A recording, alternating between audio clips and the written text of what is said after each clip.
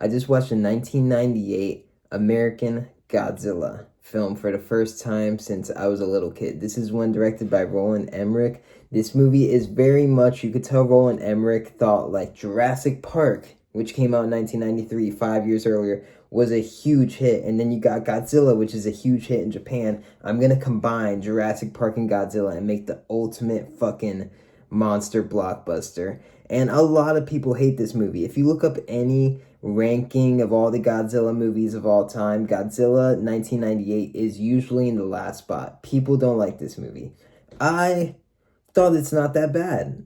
I know it's an unpopular opinion. I mean, it's a bad movie. It's a clearly a bad movie. But there's something about it that has that like 1990s giant action movie charm. It's kind of refreshing now watching in the 2020s to go back and watch any Roland Emmerich 90s movie. And it was starring Matthew Broderick. I was thinking when I was watching this movie and I was looking at Matthew Broderick, I'd rather watch a bad Godzilla movie with him as the lead than fucking Kyle Chandler or anyone who was in Godzilla X Kong The New Empire.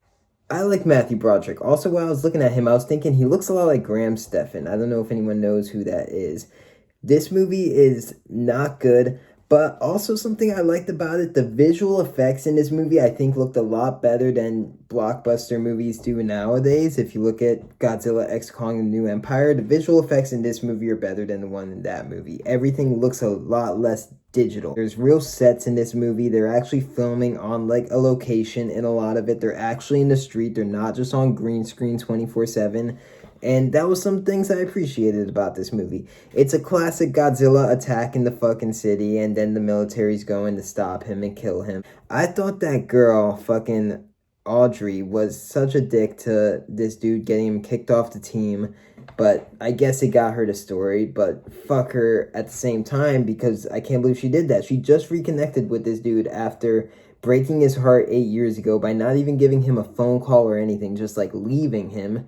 And then she like meets up with him for a second and she runs his story and gets him kicked out of the fucking military or whatever he was doing.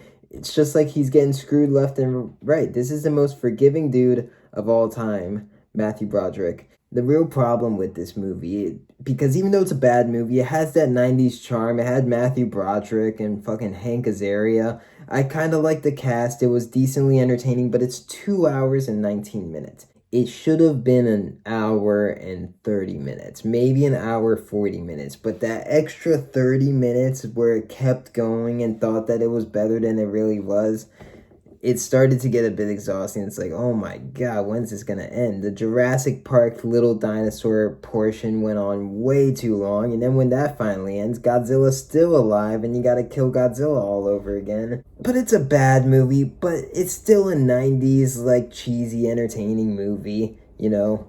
It doesn't look so digital like every single blockbuster nowadays. It doesn't look like you're just watching a video game on screen. If I were to give it a rating, I'd give it like a 4 out of 10.